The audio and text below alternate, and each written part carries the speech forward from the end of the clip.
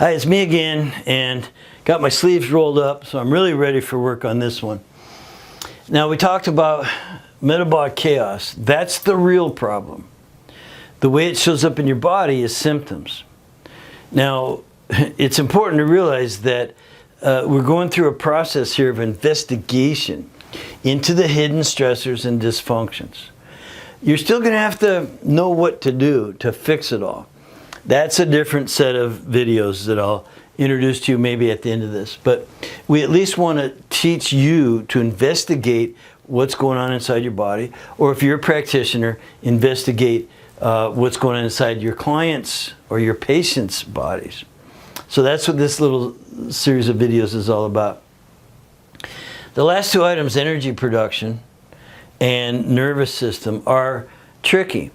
And we're not talking about doing brain surgery here for the nerves, and that what we're really just looking at in terms of energy production is, are your cells producing energy to do their job? Now, they're designed to do a job, and if they produce energy at the right quality and quantity, then they should be able to do that job very well. And believe it or not, your diet can help to dictate energy production. Again, there's lots of things going on within cells that you can look at with a test. But if you don't have the basic nutrition, your cells will not produce energy at the right rate or quality and quantity. So it's really critical. And so there's a test. We call it the metabolic typing test. Metabolic typing. And so energy production on a cellular level requires the right fuel mixture. Now, what is fuel? Fuel for cells comes in the form of protein, fat, and carbs. And what we noticed is that if you eat the exact right percentages of protein and fat and carbs, you're getting the right fuel mixture for energy production.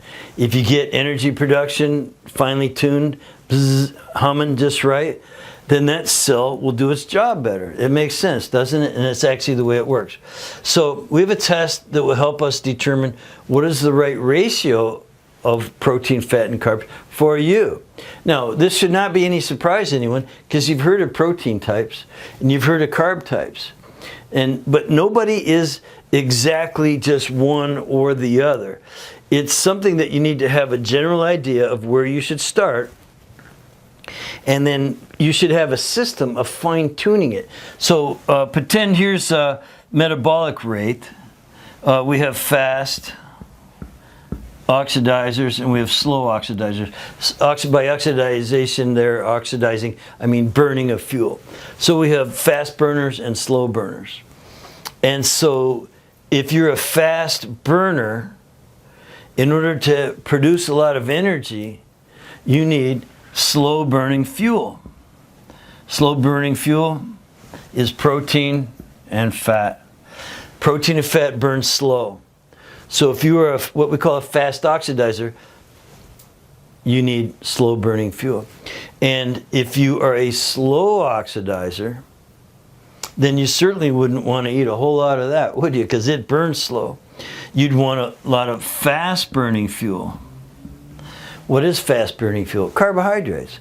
There are people perfectly designed to just eat a lot of carbohydrates. They're slow oxidizer, so they're going to eat that fast burning fuel. Let me give you an analogy that might help you a little bit. Fast oxidizers are people who need more meat and more protein. That's like putting big logs on a fast burning fire. If you have a fast oxidizer, you're going to want to put the slow burning fuel in there, the big fat logs of protein and fat. The opposite, now just think about this, and you know people like this, and you might be a fast oxidizer, because when you just eat carbs, you don't really get the right quality or quantity of energy production, and you just don't operate right. So your fast oxidizing if you're eating a lot of carbs, is going to cause you to be craving and never feel full, and you're always eating something. You know, carbs beget carbs. Man, you can pound down as many as you want, you're never satisfied. Generally, though, you're going to raise your blood sugar and gain a lot of weight and get insulin resistant and on and on and on. You're going to create metabolic chaos in your body. You're going to create carb metabolism problems. So, energy production is going to require a simple test. It's going to tell us if you're fast or slow.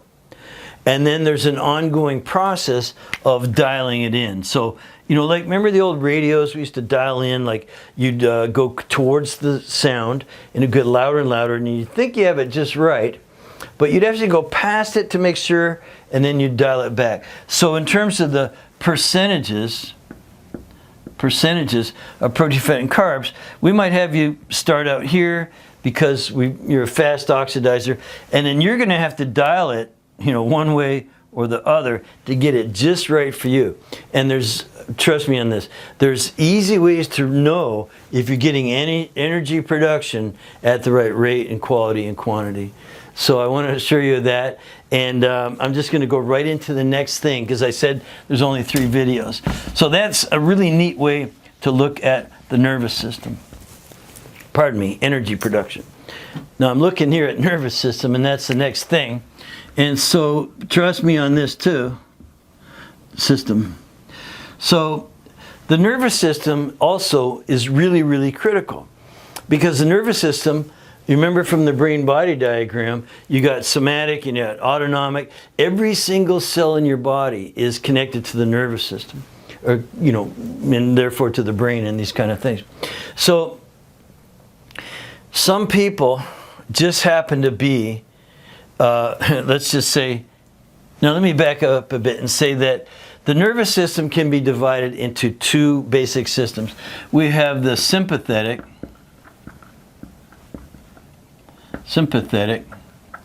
and the parasympathetic.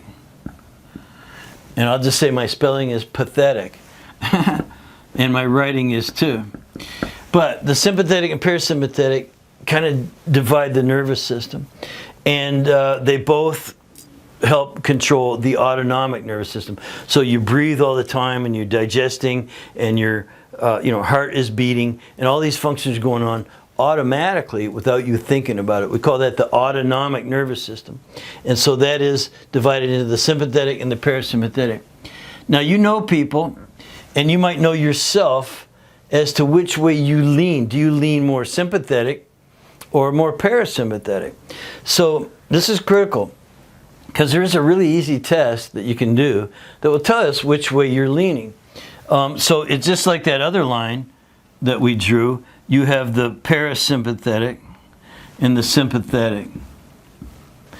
And so this is another really neat thing, is that your diet can help move you in one direction or the other. And so with the sympathetic and parasympathetic, we have to look at paras as being, well, let's start with sympathetic, because you'd probably know that better. These are more your A personalities, and because they're in sympathetic. Remember, sympathetic's kind of the fight-flight thing. And so people are more just sort of A personality. They're more in fight-flight. Fight, flight, FLT, I'll just write that. Sympathetic, fight, flight, and they need to eat foods. They're going to more send them this way. They're going to mellow them out. There are foods that absolutely will stimulate the fight, flight mechanism and make A personalities even more A personality. We don't want those guys eating that. Now me, I just happen to personally be a parasympathetic type. Now that is more we call it rest and digest types. I do both really well. And you might be a parasympathetic. Now the thing I don't want to do is eat foods. They're going to, the same foods as this person, basically. I need foods that are going to move me in the other direction, more balanced, because otherwise I get catatonic. And you see this all the time in children. Now, you might have a couple kids, and you feed them the same thing. One is a couch potato, the other can't sit down for 2 minutes. One is an A personality, they just pretty much seem to be in fight flight. The other one seems to be always resting and digesting. Now, there's an awful lot of detail that I'm leaving out, but I want to assure you that this idea of balancing out energy production and balancing out the nervous system is not that hard to do. We do a little test on everybody, the metabolic typing test. It gives us guidelines. It's not a blood test or a urine test or a saliva test where you're looking at numbers to be treated. There's not supplements you take, although some people do it that way. We use our mostly diet and going to bed on time and exercise and reducing stress in every way that we could identify, and sometimes supplements. Again, I'm not in the supplement business, but I know a few things about them, and I do make recommendations in that area. So I've pretty much concluded a very brief overview with these 3 short videos on resolving metabolic chaos, starting with a new way of looking at disease in the brain body diagram, and ending with sort of a little overview of the hidden stressors and dysfunctions, and the kind of clues that we would want to get about a person, so that we're not just treating the symptoms, so that we're actually getting to the underlying causes and conditions.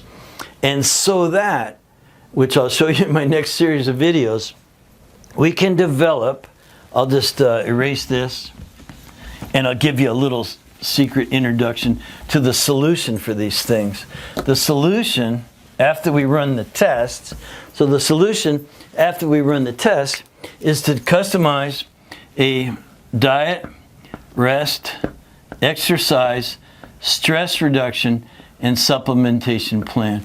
So we don't treat anything specifically like chronic fatigue or fibromyalgia or irritable bowel or migraine headaches or any of these things.